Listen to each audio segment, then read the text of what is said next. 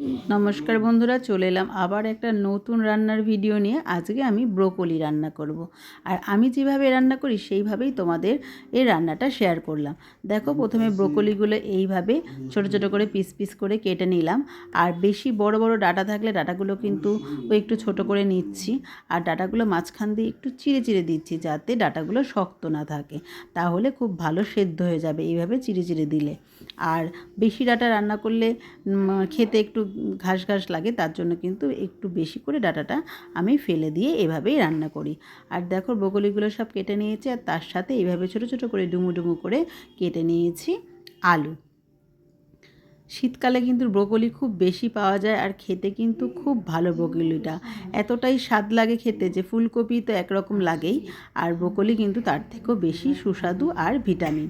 আর দেখো, এর মধ্যে আমি কড়াইশুঁটি দেবো, নিয়ে নিয়েছি একটা বড় সাইজের পেঁয়াজ, দুটো টমেটো, আর 7-8টা রসুন কুচি, আর রসুনের কোয়া, আর হলো 1 ইঞ্চি মতো আদা নিয়ে নিয়েছি।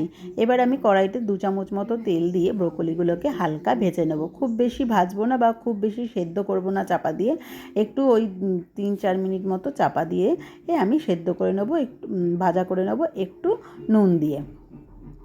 একটু নুন দিয়ে দিলে ভেতরে নুনটা খুব ভালো মতো ঢুকবে। আর দেখো, বেশ 2-3 মিনিট পরে ব্রোকলিটা বেশ ভাজা ভাজা হয়ে গেছে, আর পরিমাণে অনেকটা কমে গেছে। ভাজাটা নামিয়ে দিয়ে আবার 2 চামচ তেল দিয়েছি, দিয়ে তার মধ্যে আমি আলুগুলোকে দিয়ে দিয়েছি।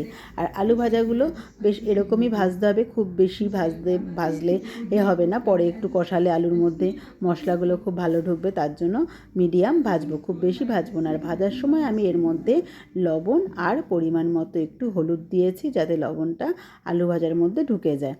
এবার আলু ভাজা তুলে নিয়ে যা অবশিষ্ট তেল ছিল তার মধ্যে দিয়ে দিলাম হিং ফোড়ন। ব্রোকলি রান্না করলে এর মধ্যে হিং ফোড়ন দিলে দেখবে বন্ধুরা খুব ভালো একটা টেস্ট হয়। এবার ওই তেলের মধ্যেই আমি দিয়ে দিলাম রসুন কুচি আর 2টো লঙ্কা কুচি। এবার তার মধ্যে ওই বড় যে সাইজের পেঁয়াজটা নিয়েছিলাম ওটা খুব ভালো করে সরু সরু করে ছোট ছোট করে কুচি কুচি করে দিয়ে দিলাম। পেঁয়াজটা একটু ভাজা ভাজা হয়ে গেলে এর মধ্যে আমি ছোটো ছোটো করে কেটে রাখা টমেটোগুলোকে দিয়ে দেব।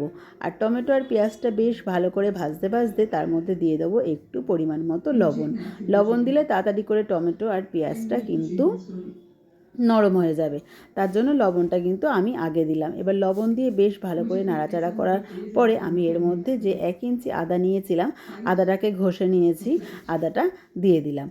আদাটা দিয়ে এবার নাড়াচাড়া করার পরে আমি এর মধ্যে দিয়ে দেবো পরিমাণ মতো জিরে দিয়েছি, ওই 2 চামচ মতো জিরে দিয়েছি, আর পরিমাণ মতো দিয়েছি হলুদ, আর দিয়েছি শুকনো লঙ্কার গুঁড়ো। এখানে তোমরা কাশ্মীরি লঙ্কাও কালারের জন্য ব্যবহার করতে পারো, তবে শুকনো লঙ্কা যেটুকু দিই সেটুকুতেই কিন্তু হয়ে যায়। ব্রোকলি যেহেতু একটু সবুজ দেখতে ভালো লাগবে, তার জন্য কিন্তু বেশি খুব একটা কালারের দরকার নাই, তার জন্য আমি এখানে কাশ্মীরি লঙ্কার গুঁড়ো দিইনি। আর একটু গরম জল করে রেখেছিলাম, গরম জল দিয়ে কিন্তু মশলাটা খুব ভালো করে অল্প অল্প করে কষবো, যাতে টমেটো আর পেঁয়াজটা ভালো করে একসঙ্গে মিশ হয়। ভালো করে কষার পরে আমি এর মধ্যে ভেজে রাখা আলুটা আগের থেকে তুলে দেবো। তার আগে দিয়ে দেবো কড়াইশুঁটিটা কিন্তু আগের থেকে ছুলে রেখেছিলাম, তোমাদের দেখিয়েছি। কড়াইশুঁটিটা দিয়ে দিলাম। কড়াইশুঁটি দেওয়ার পরে এর মধ্যে আমি এবার আলুগুলোকে দিয়ে দেবো, দিয়ে বেশ ভালো করে একটু টাইম নিয়ে আস্তে আস্তে কষতে থাকবো। আর ব্রোকলিটা আমি এখন দেবো না, ব্রোকলিটা দেবো পরে। খুব বেশি ব্রোকলি সেদ্ধ হয়ে গেলে খেতেও ভালো লাগে না, আর ভিটামিনটাও কিন্তু চলে যায়। ব্রোকলিটা একটু মুখে শক্ত শক্ত লাগলেই খেতে কিন্তু ভালো লাগে। আর দেখো, তোমরা দেখতেই পাচ্ছ যে আমার তরকারিটা পুরো খুব সুন্দর কষানো হয়ে গেছে।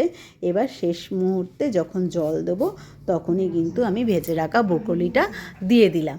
দিয়ে এবার আমি পরিমাণ মতো জল দিয়ে দেব। খুব বেশি কিন্তু জল দেব না, বা খুব কমও জল দেব না।